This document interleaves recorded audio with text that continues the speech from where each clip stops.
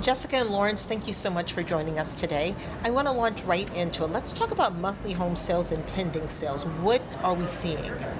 Well, statistically, we are seeing a little calming of the market after the intense surge that we saw in the spring buying season. But the calming in the market is still above pre-pandemic levels. So the market is still running good.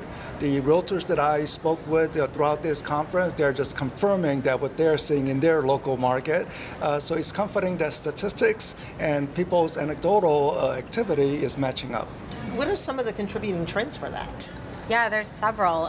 One is the work from home trend. People have the flexibility now, they're jumping into the market, and people now are getting word from their CEOs that, oh, wait, I don't actually have to go back to work 5 days a week. Yeah, right? And that's driving some of the activity. Some of it's demographic pressures. We know that there's a lot of young adults aging into the first-time home buying age. They're coming into the market too, and they want to buy homes. Wow. What does spring look like, taking that same trend into consideration? So the spring buying market, there will be more inventory. All the indication is that builders are ramping up production.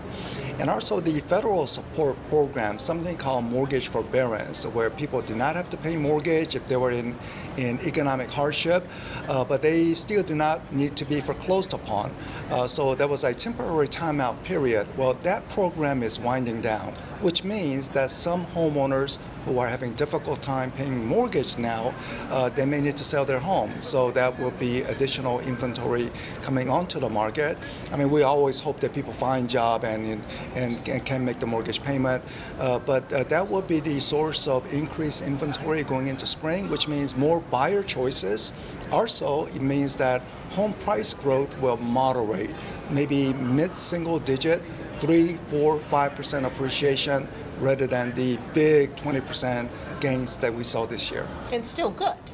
Oh, those are the historical normal rate of appreciation, but no longer the gangbuster huge gains. Okay. And looking at the commercial economic trends regarding the post-pandemic office market, how does that look?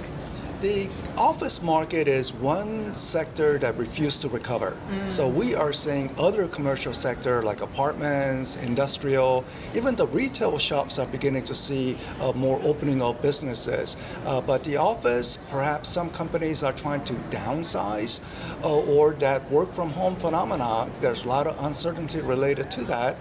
So the office vacancy rate continues to increase. They're shaving rents. Even with that, they're having a hard time trying to draw new tenants. Well, that's not good news. And what about, Jessica, the expectations for the residential economy?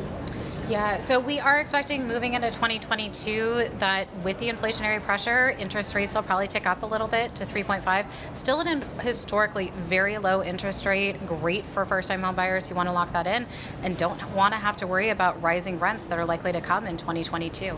Well, so what I'm hearing is good news, right? Just different. Would you categorize it that way? Oh, the market is good, and so I think the realtors that I have spoken here at the conference, I mean, they're all pleased, happy as to how the market has performed, and they're optimistic about going next year. But given that jobs are continuing to be created, that's a positive supporting factor for the real estate. So if we could break it down between buyers and sellers, how does it look for each category moving ahead?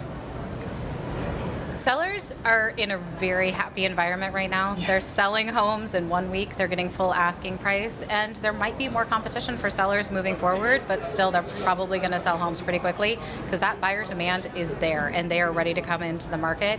They may have stepped out actually and said, I'm going to wait until there's more inventory, and so they're in the pipeline ready to go. Any news that we should be concerned about at this point, or moving ahead looks good? Just inflation getting high, and we have incorporated, as Jessica mentioned, as higher interest rates. But if that continues to surprise on the upward, not only is it taking more money out of people's paycheck, but the interest rate will go up, and we know that real estate is sensitive to the changes in mortgage rates. Well, I have to say, I love to see the two of you coming because I know that you're going to have all of the latest news and information that we need. So thank you both very much. Thank you. Thank you.